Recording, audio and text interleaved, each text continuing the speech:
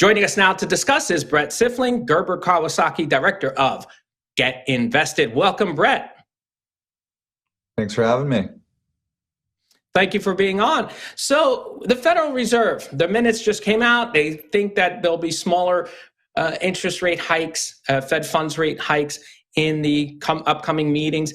What do you think is the true impact on Bitcoin? We're seeing it go back down to where it was prior to the release of the notes.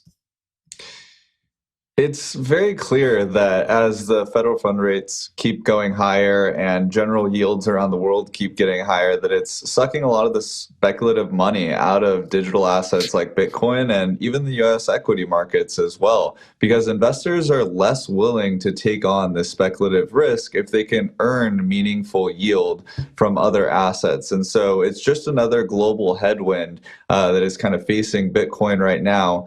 Not to mention everything else that's going on. Right. So basically what you're saying is that just even the small amount of interest rate increases, we're looking at the 10-year yields close to, was it like 3 3/4, close to 4%, that's just enough to basically take out that speculative money away from crypto, which already the base prices are going down.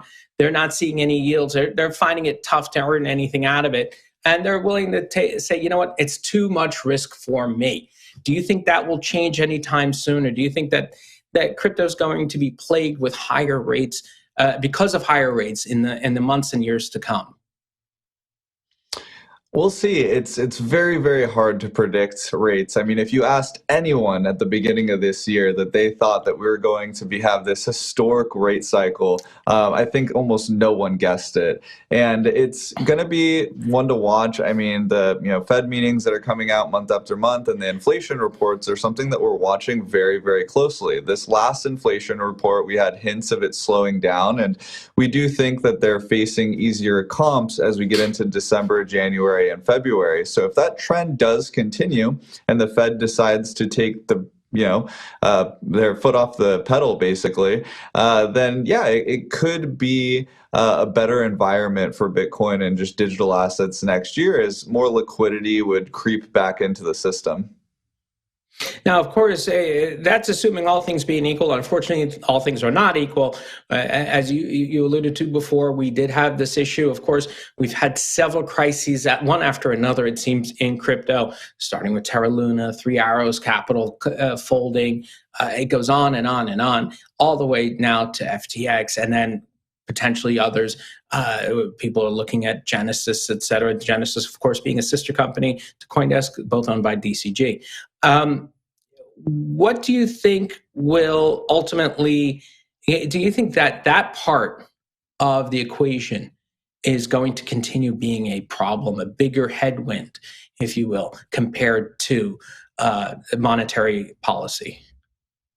I think that it definitely has equal weight, at least, because what we're seeing is a structural problem in the infrastructure of digital assets, right? When you start seeing brokers or lenders going down in a space, you're kind of thinking about other great financial collapses of 2008, where there was basically buildups in the system that had to be diversified away.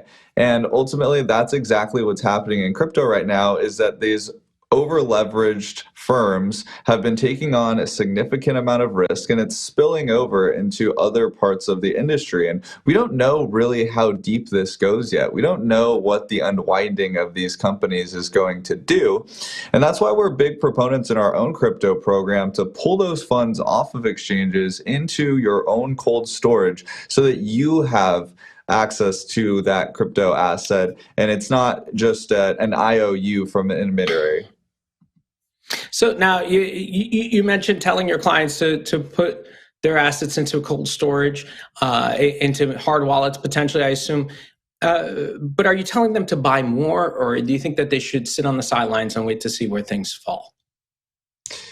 Every person is different. So we build financial plans here at my firm, and we keep crypto as an allocation of, let's say, less than 5% of their total assets. Someone who's young like myself and has a long time horizon and we're looking for growth in our portfolio, yeah, I think that it's a great opportunity to be dollar cost averaging down here and picking up little bits around the way. And it's a great way to take advantage of the volatility. But if you're someone who is maybe older looking at retirement and you can't take on these risks, then digital assets just aren't for you. A lot of people kind of get wrapped up in the hype that we've seen over the past, couple cycles, and they want to get on board. But ultimately, the truth is that crypto assets aren't generally right for every single person. And you really have to know your situation, know the appropriate asset allocation, and really have some sound advice along the way if you're actually going to be buying these things.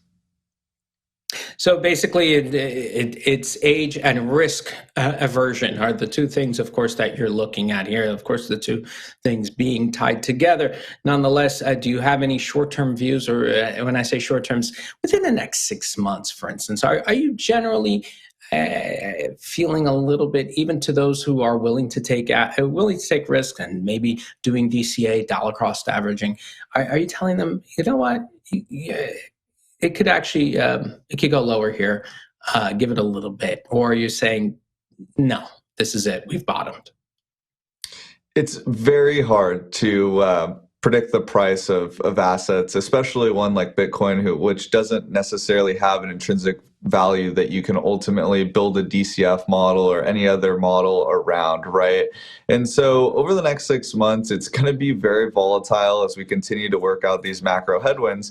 And we also have to realize that over 51% of the total wallets, or the total Bitcoin wallets, are actually underwater on those Bitcoin investments. So as we get closer to the end of the year here, we're looking at a generational tax loss harvesting opportunity. Yeah. And there's no wash sale rule in crypto, like as of right now, like there is in the stock market. And so we might see a lot more downward pressure as people take their losses towards the end of the year and ultimately get their taxes in line for 2022 and then reset for 2023. So, of course, I know you might not, just real quick before we go, are you asking people are you telling your clients that, hey, now's the time to do the tax loss harvesting?